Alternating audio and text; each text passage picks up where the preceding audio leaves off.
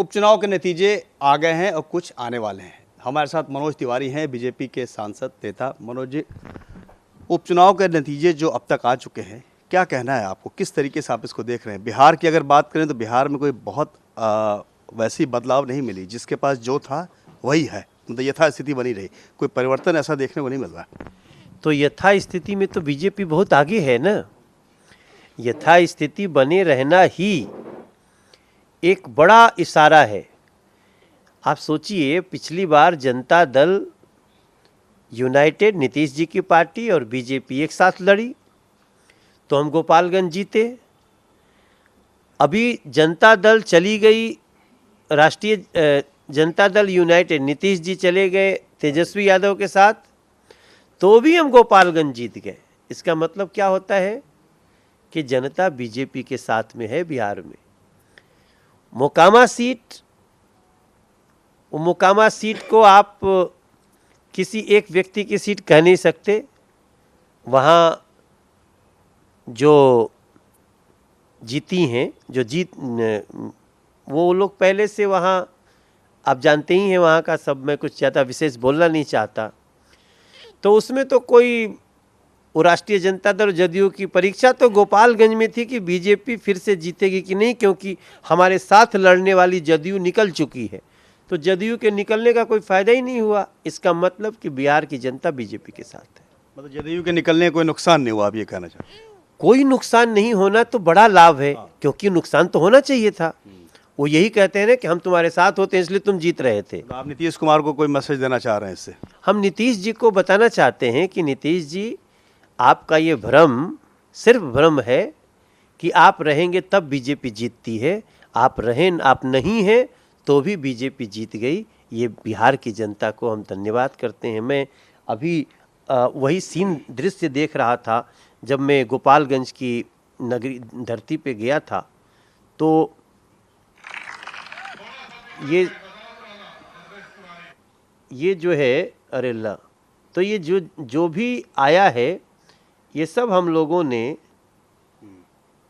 देखिए ये लोग, ये वहीं का दृश्य है। ये जो हमारी प्रत्याशी हैं, तो जिस तरह से लोग रास्ते में पड़े हुए थे, ये हमारे संजय जायसवाल जी हैं, वो तो हम देख ही लिए थे, मिथिलेश तिवारी जी हैं, गप्पू राय जी हैं। गोपालगंज की जीत जनता दल यूनाइटेड, मतलब नीतीश जी के बीजेपी से अलग हटने के बाद भी जीत जाना एक बहुत बड़ा।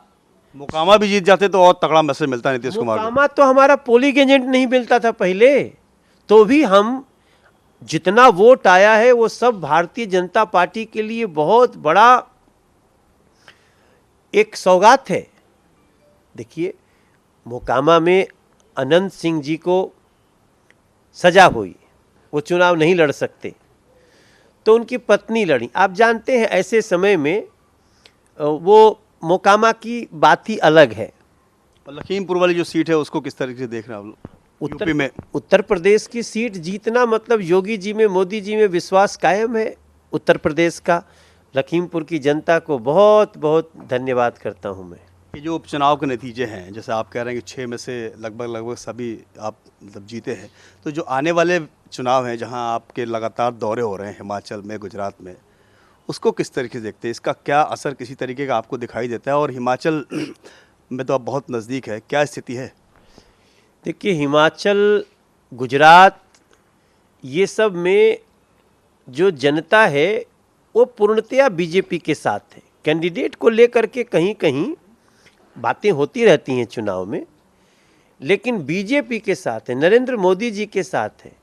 और आप विश्वास रखिए कि हिमाचल दोबारा हम पहले से भी 2-4 सीट ज़्यादा लेकर के आ सकते हैं, और गुजरात में तो पहले से कम 30 सीट का इजाफा होना तय है।